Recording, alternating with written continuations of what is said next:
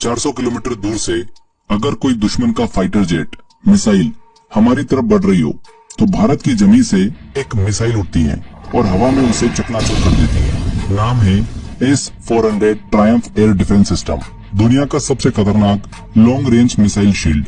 भारत ने पहली बार असली युद्ध परिस्थिति में इसका इस्तेमाल किया ऑपरेशन सिंदूर के दौरान, जब पाकिस्तान ने एक के बाद एक मिसाइल भारत की तरफ दागी।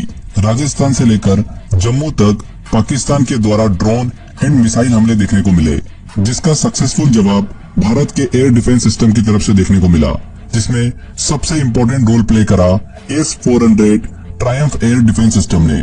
भारत ने अपने इस अदृश्य अस्त्र से उन्हें हवा में ही खाक कर दिया। भारत ने इसे नाम दिया है सुदर्शन चक्र, वही चक्र जो श्री कृष्ण के हाथ में था और अब भारत के आसमान की रक्षा में तैनात है। आज के इस वीडियो में हम जानेंगे भारत के डिफेंस सिस्टम के बारे में। S-400 क्या है, कैसे काम करता है, भारत ने इसे क्यों और कब खरीदा, MTCR जैसी जो गुप्त समझौते हैं उसके पीछे की पूरी कहानी को समझेंगे। इसके अलावा भारत के डिफेंस सिस्टम को भी डिटेल में डिस्कस करेंगे। तो चलिए बिना किसी देरी के हम लेक्चर को शुरू करते हैं। S-400 क्या है फ्रेंड्स? S-400 ट्रायम्फ रशिया द्वारा बनाया गया एक long range surface to air missile defence system है। एक ऐसा सिस्टम जो जमीन से हवा में मार करने वाली मिसाइलों का पूरा तंत्र है। इसका काम है दुश्मन के हवाई हमलों को बहुत दूर से पहचानना, डिटेक्ट करना, उस पर नजर रखना, उसको अच्छे से ट्रैक करना और फिर उसे हवा में ही मार गिराना, पूरी तरीके से डिस्ट्रॉय कर देना। ये सिस्टम दुनिया के enemy jets, cruise missiles, ballistic missile को 400 किलोमीटर दूर से ही नष्ट करने की क्षमता रखता है।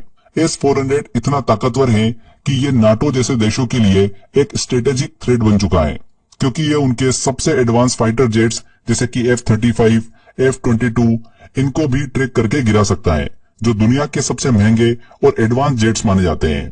S-400 डिफेंस सिस्टम के अगर हम कंपोनेंट को डिस्कस करें तो आप यहाँ पर एक इमेज देख सकते हैं। 4 कोर कंपोनेंट हमको देखने को मिलते हैं।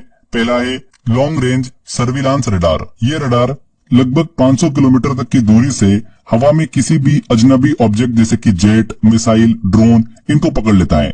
ये पहचानता है कि कौन अपना है और कौन दुश्मन का है। इसमें दूसरा पार्ट होता है कमांड व्हीकल का।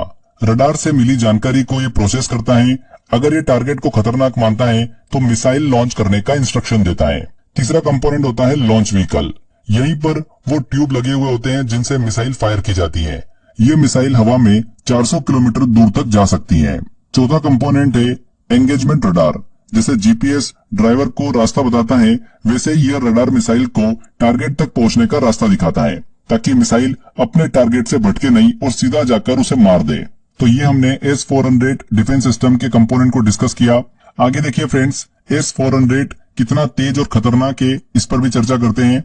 भारत का S-400 सिस्टम कोई एक ही मिसाइल से काम नहीं करता है, बल्कि इसमें 4 अलग अलग तरीके की मिसाइलें होती हैं।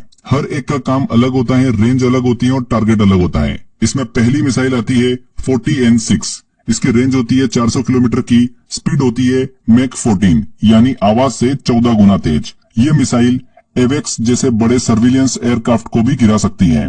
दूसरी मिसाइल आती है 48N6। इसकी रेंज होती है 250 किलोमीटर की, स्पीड होती है मैक 6 to 8। ये क्रूज मिसाइल, फाइटर जेट्स इनके लिए जहर का काम करती हैं। इसमें तीसरी मिसाइल है 9M96E2, जिसकी रेंज 120 किलोमीटर है। इसका इस्तेमाल हाई स्पीड ड्रोन और छोटे लड़ाकू विमानों को गिराने के लिए होता है। तीसरी इसमें मिसाइल आती है 9M96E। इसकी रेंज की बात करें तो 40 किलोमीटर इसकी रेंज है। सबसे नजदीक आने वाले टारगेट जैसे कि कम ऊंचाई पर उड़ते हेलीकॉप्टर या फिर तेज रफ्तार ड्रोन को ये उड़ा देता है। यानी मतलब दुश्मन की मिसाइल हो, स्ट्रेंथ जेट हो या फिर ड्रोन हो, कोई नहीं बचने वाला S-400 से। अभी जो ऑपरेशन सिंदूर चल रहा है, इसमें पाकिस्तान की पूरी तरीके से हवा टाइट कर रखी है S-400 डिफेंस सिस्टम ने। आगे देखिए, अब बात करते हैं कि भारत के पास S-400 डिफेंस सिस्टम आया कहां से। भारत ने इस डिफेंस सिस्टम को बनाने में कितना पैसा खर्च किया है, इस पर भी बात करते हैं। साल 2008 जब दुनिया में कई देशों के बीच हथियारों की दौड़ चल रही थी, भारत ने एक बड़ा फैसला लिया। भारत ने रशिया के साथ में $5 बिलियन की एक डील साइन करी। उस डील का नाम था S-400 ट्रायम्फ मिसाइल सिस्टम। 2021 में भारत को अपनी पहली यूनिट मिल गई। अब तक कुल 3 यूनिट डिलीवर हो चुकी हैं। बची हुई 2 यूनिट 2026 के एंड तक भारत को मिल जाएगी। इस यूनिट को भारत ने पंजाब और राजस्थान जैसे स्ट्रेटेजिक लोकेशन पर तैनात कर रखा है। दुनिया में सिर्फ गिने चुने देशों के पास S-400 सिस्टम है और सबसे खास बात यह है कि S-400 को सिर्फ रशिया ही एक्सपोर्ट करता है। भारत इसका सबसे बड़ा स्ट्रेटेजिक पार्टनर है। S-400 की खासियत यह है कि यह हाइपरसोनिक मिसाइल जैसे तेज रफ्तार हथियारों को भी हवा में पकड़ सकता है और मार गिरा सकता है। यानी ये सिस्टम केवल रक्षात्मक नहीं है बल्कि दुश्मन के हर मॉडर्न हथियार का अंत है, वो भी आसमान में। भारत ने रशिया से ऐसा सिस्टम लिया है जो हवा में उड़ते हुए दुश्मन के सबसे तेज और सबसे छुपे हुए हथियारों को भी आसमान में ही साफ कर सकता है। यही वजह है कि अब भारत के पास दुनिया का सबसे भरोसेमंद एयर डिफेंस पार्टनर भी है और दुनिया का सबसे एडवांस एयर डिफेंस शील्ड भी है। आगे बात करते हैं MTCR ग्रुप की, जिसने ये डील को संभव बनाया। MTCR का फुल फॉर्म है मिसाइल टेक्नोलॉजी कंट्रोल रेजिम। ये एक अंतर्राष्ट्रीय ग्रुप है जिसका मकसद क्या है, लॉन्ग रेंज मिसाइल टेक्नोलॉजी और न्यूक्लियर डिलीवरी सिस्टम का गलत इस्तेमाल को रोकना। करंटली इसके मेंबर 35 हैं, USA, Russia, UK, France, Germany, Japan, south Korea और भारत भी इसका सदस्य है। भारत कब जुड़ा था इसमें? 2016 में MTCR का भारत सदस्य बना था।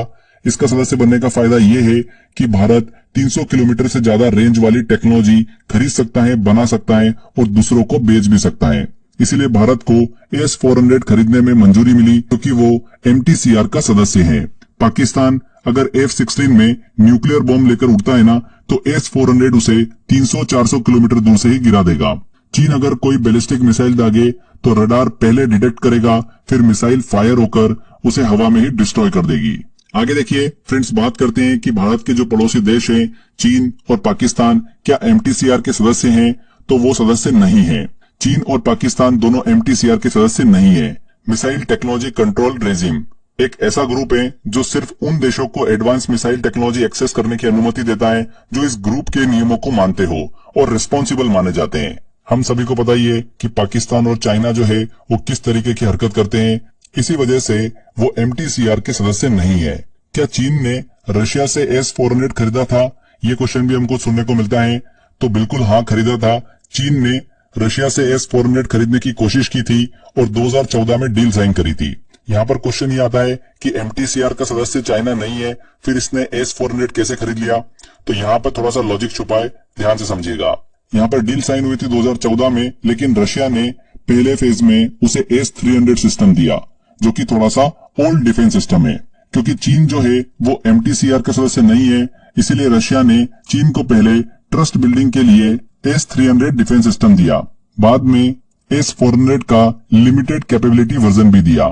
मतलब अभी भी फुल वर्जन चाइना के पास नहीं है। ये हमने भारत के सबसे ताकतवर डिफेंस सिस्टम में से एक सदस्य S-400 Triumph air defence system की बात करी। अब हम भारत के और भी एयर डिफेंस सिस्टम को डिस्कस करते हैं। भारत के पास आज एक ही नहीं बल्कि कई लेयर वाले एयर डिफेंस सिस्टम है जो दुश्मन के फाइटर जेट्स, ड्रोन और मिसाइल को अलग अलग दूरी पर ही गिरा देते हैं।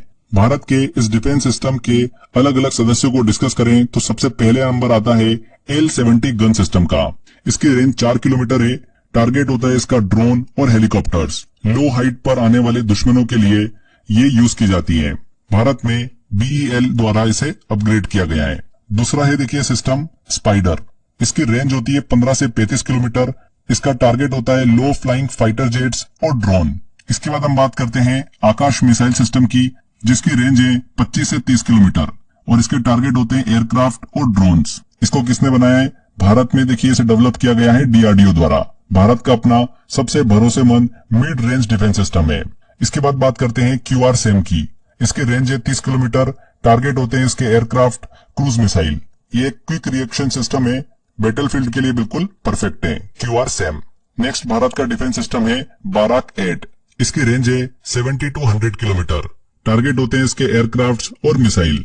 ये इजराइल प्लस इंडिया के ज्वाइंट प्रोजेक्ट का एक प्रोडक्ट है। नेवी और आर्मी दोनों में इसे यूज किया जाता है।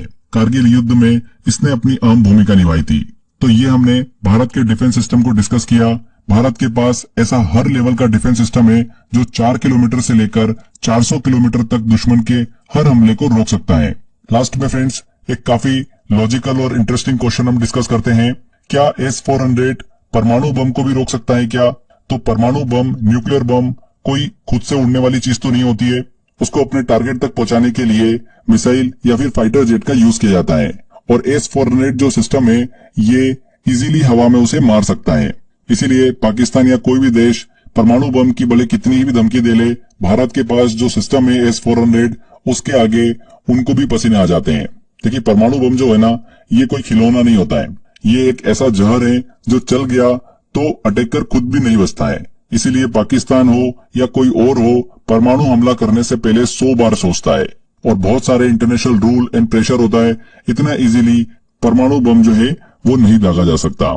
तो फ्रेंड्स, इस सेशन में हमने भारत के डिफेंस सिस्टम को डिस्कस किया।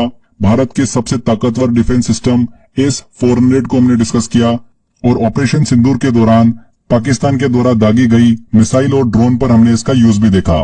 तो फ्रेंड्स, यहाँ पर हमारा ये सेशन कंप्लीट होता है। आप S-400 के बारे में क्या सोचते हैं कमेंट करके जरूर बताइएगा।